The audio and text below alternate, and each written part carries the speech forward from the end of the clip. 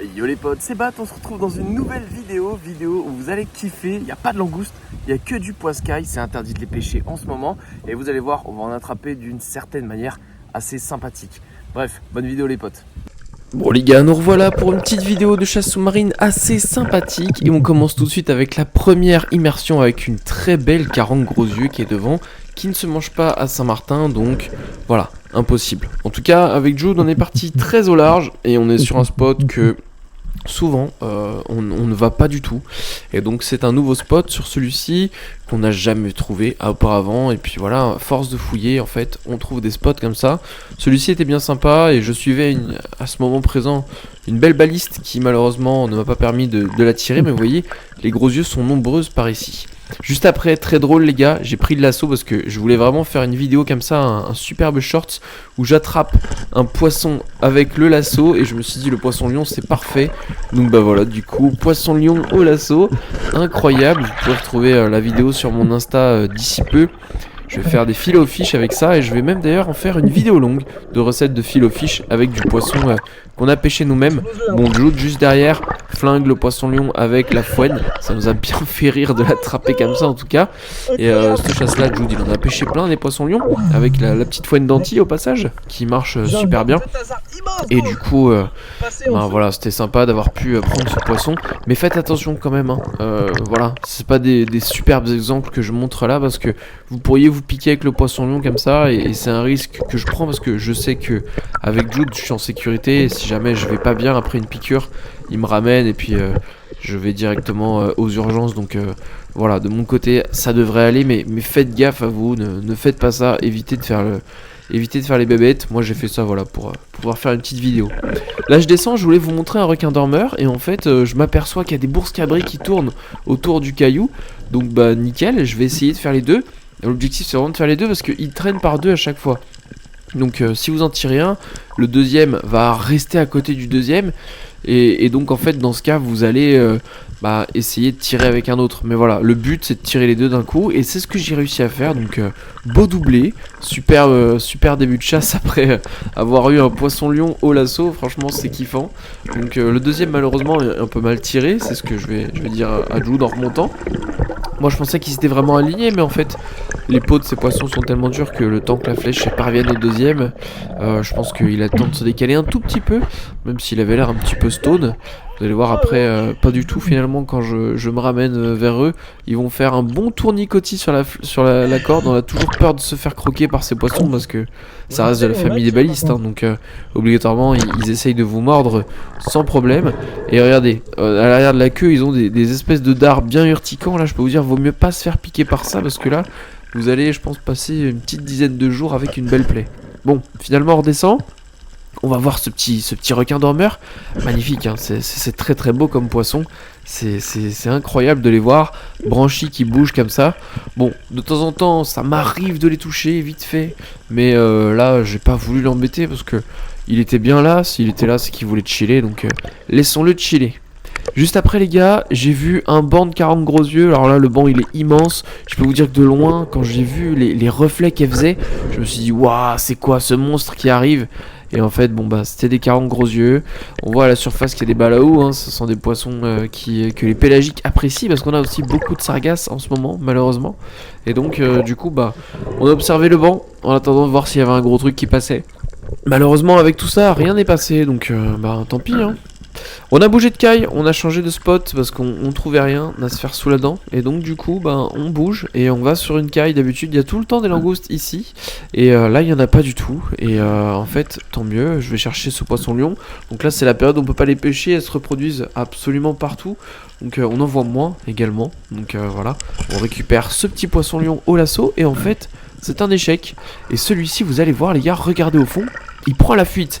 Vraiment le frérot il a compris que j'allais le choper. C'est la première fois que je vois un poisson lion nager autant pour esquiver un chasseur sous-marin.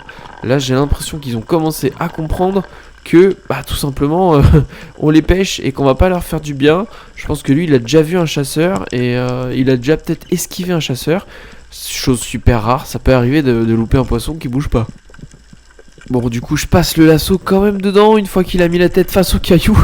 Et voilà, voilà qu'il se débat, puis il arrête de se débattre. Je sais pas pourquoi il arrête de se débattre. Il appréciait pas être serré au niveau de la tête, peut-être.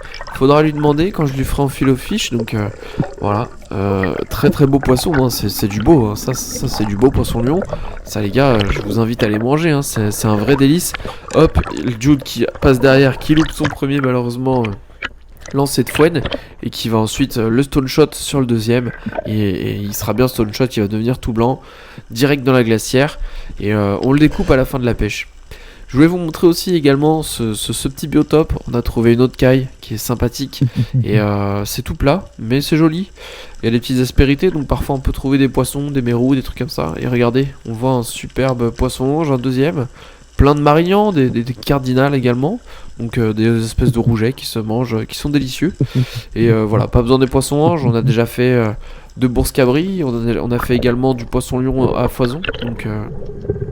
Donc tant pis, c'est pas grave, on les regarde et on profite du spectacle. On continue la chasse et regardez-moi ce barracuda qui arrive, on a vidé un beau poisson et du coup voilà que ce monsieur, ce gros pépère se ramène pour manger 2-3 morceaux, donc c'est un joli spectacle.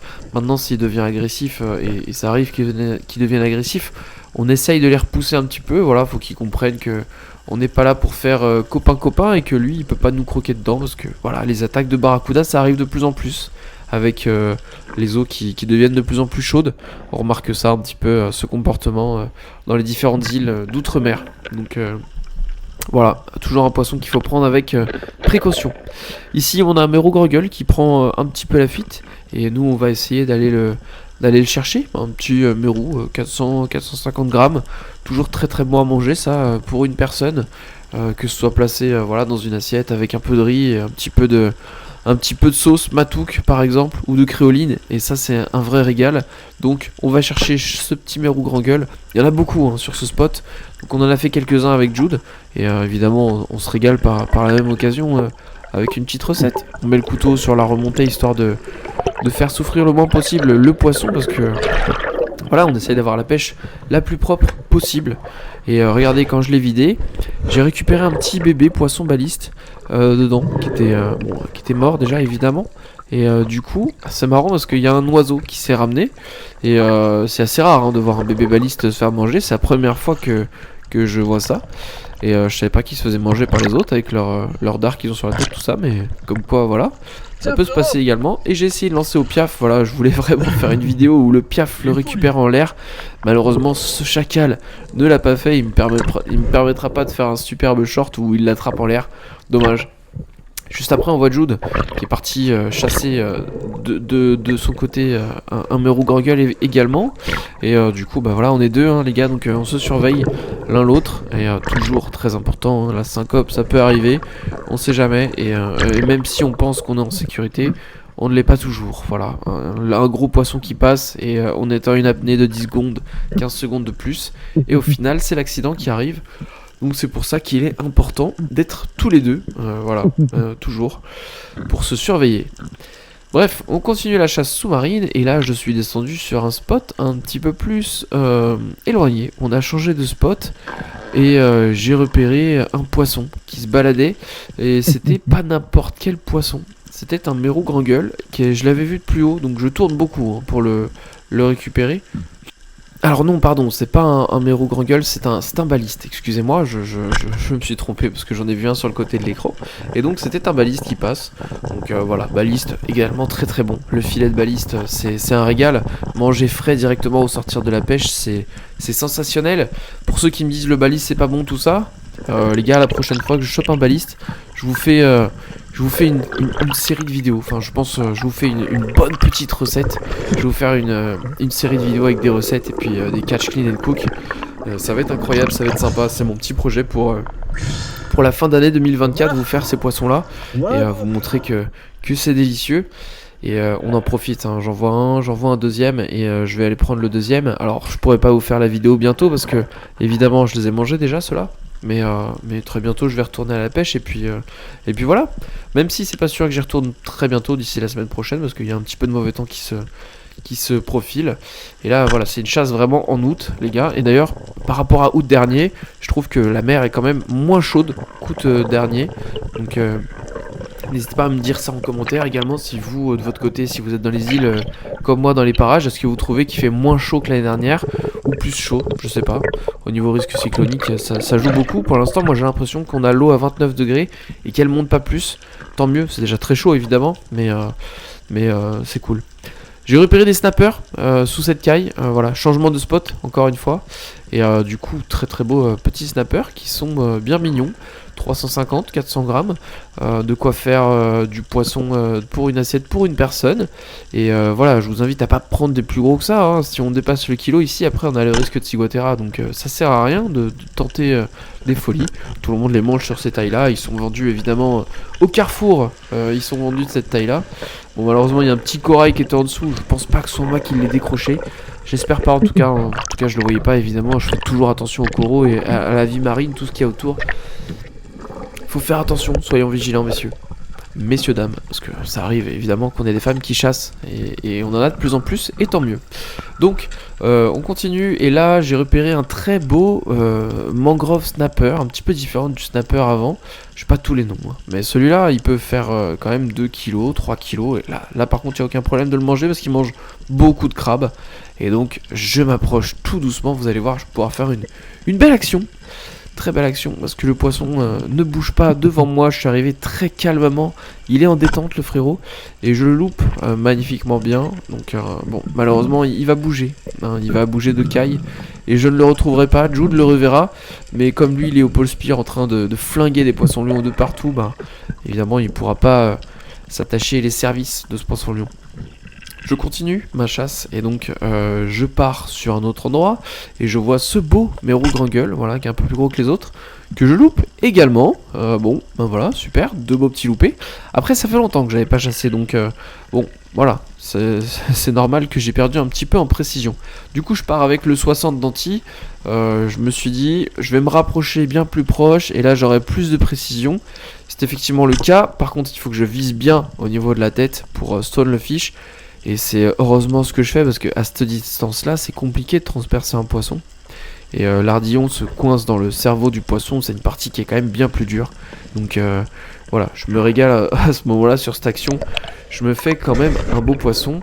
Et j'espère que vous de votre côté vous vous régalez avec les images parce que là on a quand même une eau qui est sensationnelle, hein. Là c'est magnifique, hein, les frérots, regardez-moi ce poisson, toujours très très beau.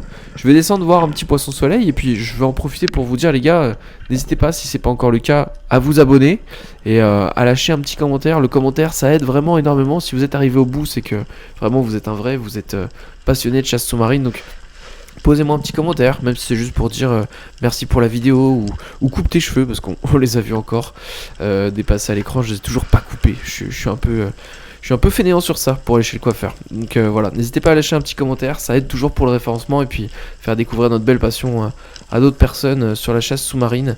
Ça fait plaisir. Moi je vous dis à très bientôt les gars dans une prochaine vidéo et profitez bien de l'été. Tchuss les potes.